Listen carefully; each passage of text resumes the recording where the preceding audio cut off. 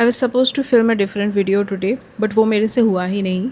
I'm getting tongue tied and I'm fumbling and I don't know what is wrong with me. वो video मेरे मुंह से निकला ही नहीं. And I have attempted it so many times at this point that I am not even inspired by that idea. I don't think I can ever film that video. I hate that video and I hate the concept. But I wanted to film something today because zid चढ़ गया है. This is a topic that has been circulating in Instagram for a while and मेरे feed पे बहुत दिनों से I can see it. I wanted to talk about it someday. But chance नहीं मिल रहा था. And recently I saw a Moment of Silence podcast where Naina and Sakshi mentioned about the similar topic, how women historically, a lot of women's works were stolen and credited to a man instead of the woman herself. And that's why we have this conversation nowadays, because a lot of people say that, we don't see a lot of women in all the inventions and historical blah blah blah, and that's because of course women's works were stolen. This reminded me of something that I read a few months ago when this was popular on Instagram. It's about Lizzie Maggie. So do you guys know about the game called Monopoly, right? And I don't know how many of you know this, but Monopoly was actually not created by a man. Monopoly was created by Lizzie Maggie, and it wasn't exactly called Monopoly when she created it. It was called the Landlord's Game. She was an American woman who was working as a typist at that time, typist plus writer or something, and she was a fan of economist Henry George or someone. So she wanted to teach people more about these economical beliefs and philosophies of Henry. That's why she created the game Landlord, and it had two modes. One is the prosperous mode, another one is the monopolist mode. And the monopolist mode actually punished people for being like monopolist or making your friends go bankrupt. So the monopolist mode can actually be very boring and be draggy, whereas the prosperous mode is something where everybody kind of wins something. I guess I have not played any of these games. Even Monopoly I have not played, but I was researching this because I do play board games, and the current board game that I am obsessed with is Cat, because our friends introduced it to me. Because of that chakkar, I stumbled upon this fact about Monopoly, and I was like, I have to talk about this on my yapping channel.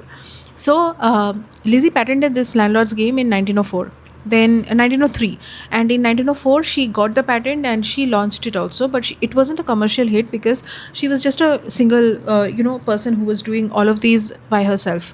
It might not have been a commercial success, but it was very popular among college kids and some clubs and stuff, certain circles where people just talk about specific niche stuff. So it was a very niche game, and that's how it reached the creator of Monopoly that we know today, which is Darrow himself.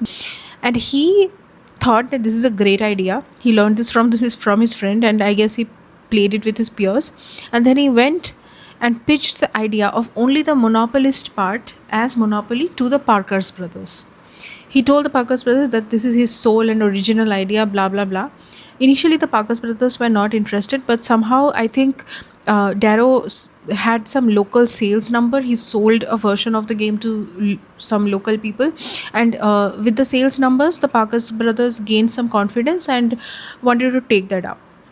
And while filing patent for this Monopoly game by Darrow, they found out that this wasn't his original idea. It was Lizzie's idea, and Parker brothers knew it. So what did they do? Did they credit Lizzie? No. They went to Lizzie and bought her patent for very, very low amount of money. She was never credited for the Monopoly game that was launched. When it was launched, all the royalties, all the name, all the credit went to Darrow. Nothing was given to Lizzie. Lizzie later tried to fight about it and complain about it, and she did a lot of things actually. In her life, she was very vocal about women's rights and black women's rights, and she was an activist. She never got the amount of fame and recognition that Darrow got for Monopoly, and I know that Monopoly game is super popular. Since my childhood, I am hearing about Monopoly. Bachpan mein kyun? I even hear recently also that a lot of people when they circulate fake money, they circulate the fake monies of Monopoly. And I don't know if it's the same game or not, because I have personally not yet played Monopoly, but I wish to play it one day. But I'm thinking that instead of Monopoly, I will buy the Landlord's game if that is available.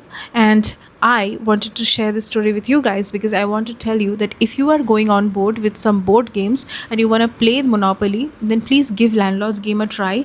I hope this helps Lizzie, because Lizzie was given the posthumous recognition later, decades later. And that too also happened because I don't know what his name, let me check quickly.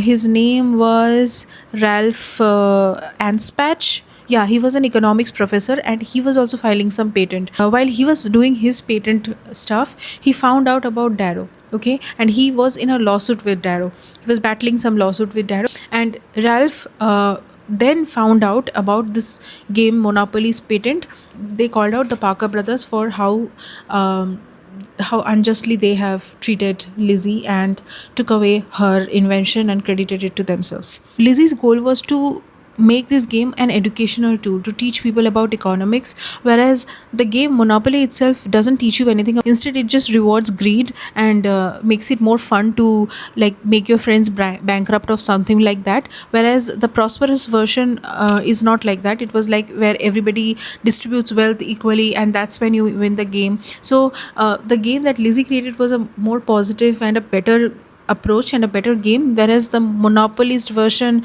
the Monopoly one, is not. In fact, a lot of critics says that this is actually a worse version of the game. So if you are going to buy a game of Monopoly or maybe a board game like that, please try out this game of Landlord.